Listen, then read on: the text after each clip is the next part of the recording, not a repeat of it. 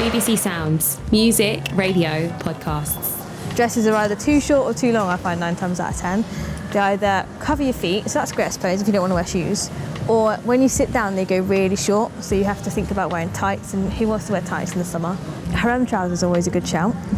Always going to know they've got elasticated waist, and 9 times out of 10 as well have elasticated ankles, so me being short, and for a lot of people who are in chairs being shorter, you know that you can either roll it up and it's got a good line to make an ankle on it, or it's going to hold it up anyway. You don't end up dragging it along behind you on the floor. If I say what I want, I could get in trouble. But I'm thinking of breaking the rules, yeah.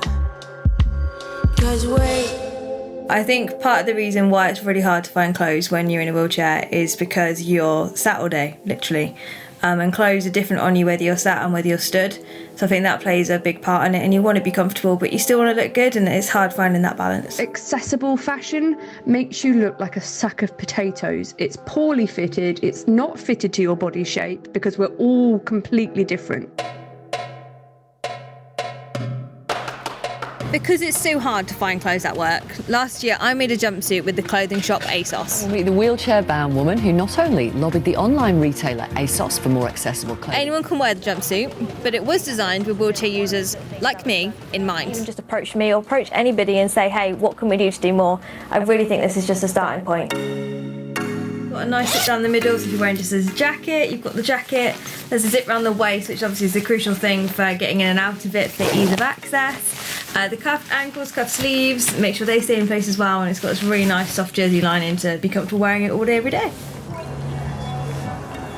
Since making the jumpsuit, I'm not really too sure what happened. There doesn't seem to be any more clothes like my jumpsuit out there. I want to see more. Clothes are accessible for disabled people, but look good no matter what. So I'm going to try and find out what high street shops are doing about this. I'm Global Hopkins, and this is the next episode. Nah, we don't know them this. Tell the F-boys, see you later. If you got style, then show them this. So you want up for the hater. So I'm saying your name, or you're saying your name? You're saying my name. And you want to be known as? Joshin. Cool. Yeah. No, he's like, yeah, mate, it's this. How long exactly, Joshin, have you been working on the next episode? Like 5 months now. Yeah, so Chloe, obviously before I arrived, I was doing some research, and look, that's you on the ASOS website. There it is, still there. Yeah, and you were actually modelling it as well. I mean, what was it like doing the shoot? It was really good. They were all amazing. The girl who modelled with me was lovely, really helped me ease in, because that was my first shoot, but also the first time any online retailer had used a wheelchair user to model as well. That's so it's quite a big deal, really. Yeah. Chloe has muscular dystrophy, and she ended up designing a fashionable and practical waterproof and then modelling it. Seeing yourself like here on the ASOS website, and then obviously when you're on TV, like how did all that make you feel? It was a bit weird, not gonna lie. It was something. It was a whole other level. It's nice to see it still there, and it looks like from what they're saying they kind of learned a lot from what we did.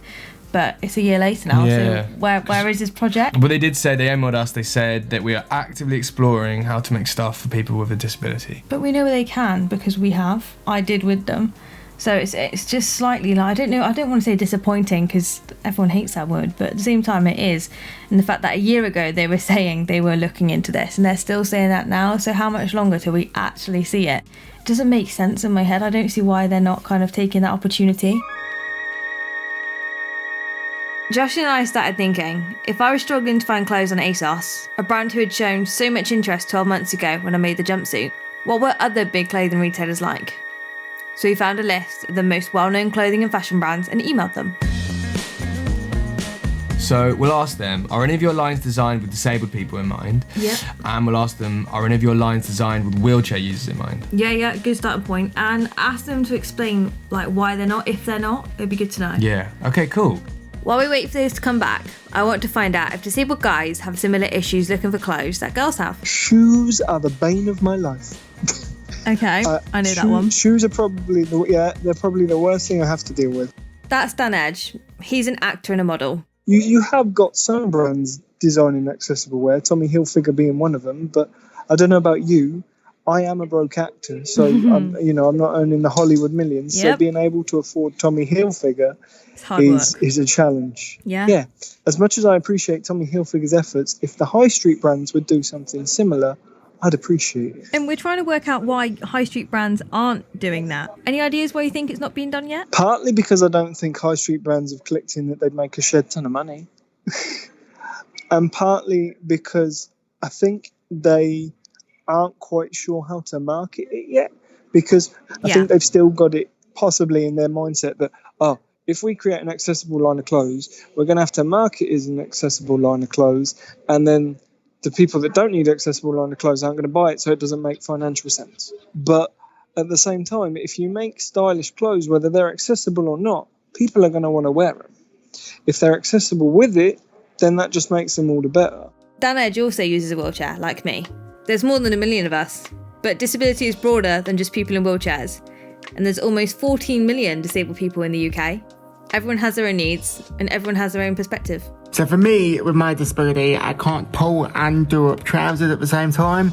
So I have to get elastic bands, put on all my trousers. There's so many of us who love fashion and we want to be included in it. With things such as like the fabric of the clothing and the tightness it can have on joints, and it can often limit your ability to move effectively. Just even finding a dress with pockets is a challenge, let alone finding a dress with pockets where you could feed tubing through from the inside. Something the fashion industry needs to understand. Disabled people want to be fashionable. They've just never really been catered for. So it's a huge untapped market. We've chatted to the disability equality charity Scope about all the different issues. They said high street brands often don't cater for certain disabled people. It would be great to see more high street retailers recognising this gap in the market and doing more to cater for their disabled customers. Hey, Chloe, how's it going? Come on Good to in. see you again. And you. How you doing? It's a few weeks since we chatted to Dan Edge. Josh has come back to Bristol again this morning with some of the responses from the clothing and fashion brands that we got in touch with. Okay, so I just want to say I tried, really hard. We emailed and called these people so many times over the last 2 weeks. Okay. I didn't hear anything back from Tesco, New Look, Levi's, Converse, TK Maxx, Next, Doc Martens, Vans, Topshop. Wow, that's quite a list, okay.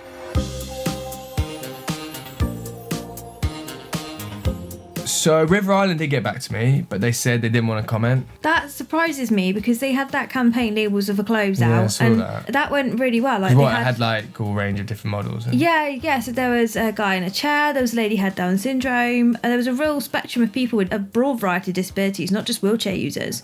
So I would have thought the next natural step would have been to do the clothes to go on the models as well. H&M, Debenhams, Primark and Asda said they didn't have any lines designed with wheelchair users in mind, or disabled people.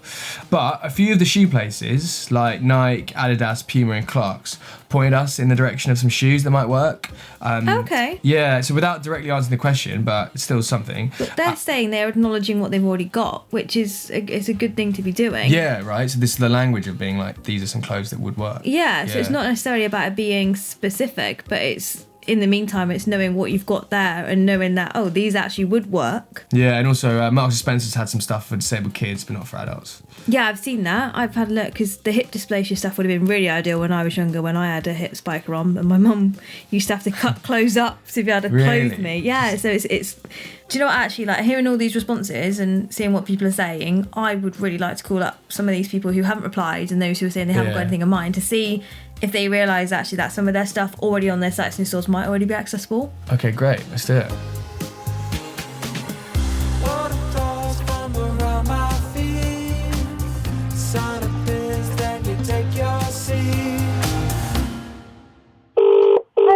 So what it is, this might sound like a bit of a random request, but I'm a wheelchair user. Okay, do you think advisors in the store would know that sort of thing then? If I was to go into a store, do you think they'd know if any of your clothes were sort of more suitable for someone who would be in a chair, or if there was any... Is there anyone I could speak to who maybe would have that information? There's certain types of clothing that just don't work. Just wondering if you knew if any of your shoes were more suitable. No, thank you. No, it's been great. Thank you so much.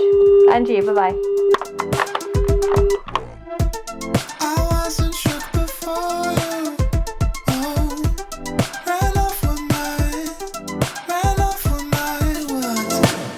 None of the brands agreed to an interview, so I wanted to get an understanding as to why they're maybe not making accessible ranges.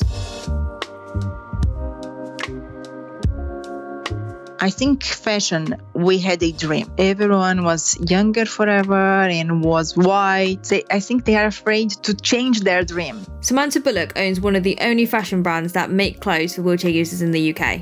She's got a slightly different take on it all to Dan Edge. Dan wants cheaper clothes. Samantha understands why clothes are so expensive. It's tough, even plus size, if you think about why the mainstream didn't embrace plus size, because it's also a minority. They go where they sell more, Once you are working with stock and you need to make massive quantities and make money, it's not going to work. They are afraid, and if they don't sell, what they are going to do. Can't have you, so I want you. You've been playing hard to get you, but it's working. Okay, I get that designing bespoke clothes for wheelchair users might be a risk to brands. I still think it's a risk worth taking for them though. That's why I'm meeting with Liv Chapman. You're right. Yeah, how are you? It was a year ago. I was doing my A-levels, textiles, and I had a project. It was to create a product to help someone with a need. After a lot of thinking, my teacher helped me. We decided that it would be good to create a product for someone in a wheelchair. I looked at these pictures literally the other day when I asked you if you had the sketchbook, and the detail you've put into this, like in the way you do it, that's why I was like, I tried to do it myself first, and if I showed you what I tried to draw, you'd be shocked. So I just put them straight in the bin. No, I did have to have a couple goes, to be fair. I hadn't drawn in a while like this. So I was like doing it. I was like, oh my god. And then obviously these are a bit different because on the back it is a lot longer, and I don't know actually why that is. How come? There are t-shirts out there which are done like that every now and then, and I've got a few of them that I like bulk buy when they are available. But it's because when you sit down, it comes down lower behind your back. So actually you can sit on it better and it covers your back better, but then you don't need all that material at the front. Mm-hmm. Like even with like the trousers I'm wearing today, I've got all this material that I don't need when I'm sat, and you end up ruching. So if on t-shirts you take the material off the front, it sits at the right place, but then you need it longer at the back sometimes to be able to pull it down. Crop tops work great, but there's sometimes where you don't want it cropped. No, yeah, because if it's like up here and you're sitting down, you sometimes a bit like trying to pull it down. Bare, you get really bare back. It's not nice to sit like that sometimes. No, so that's why longer at the back. 12 months since I chatted to ASOS. I'm genuinely shocked that a lot of brands don't seem to be planning much for disabled people. In fact, a few brands we spoke to offer more clothing options for dogs than they do for me. I know there are some practical difficulties, and one huge brand told me that. There are so many different disabilities that require different adaptations. But I'm not asking for a special clothing line. I just want brands to make clothing accessible. Clothes that look good on everyone. Clothes that are inclusive for all people's needs, and surely that's not impossible. Dan and I even spoke about some of the tiny things brands could do that would make a huge difference. There's no reason why there can't be an accessible box that if you just tick it on the website, it brings up the whole clothing line. So they don't necessarily, if they want to advertise it as accessible, brilliant, do it, because guess what? If you advertise it, we know it's there and we're going to find it. But if you want to just have it in the normal setup, just have a box like you would for hotel rooms. It generally, would make it more accessible to all of us.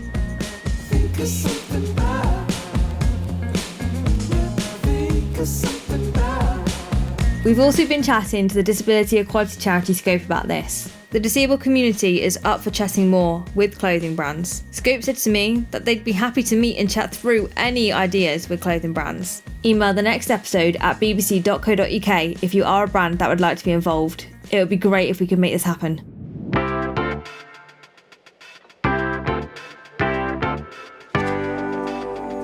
Thanks to Samantha, Liv and Dan for helping us out with this one. And thanks to the team here, Ellis, Natalie, Georgia, but mainly Josham for getting this one off the ground. All the music you've heard today comes from BBC Introducing. I'm from Bristol. There's so much great music from the city. So here's a new one, a band called Tongues. The track is Do You Like It?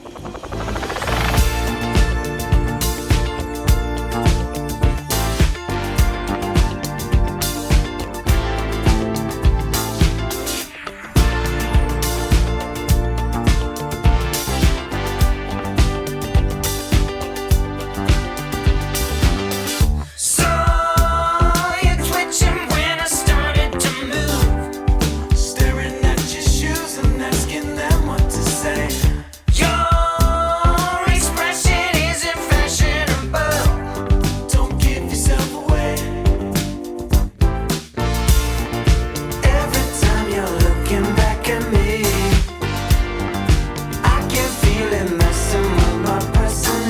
see, even though it's all I want.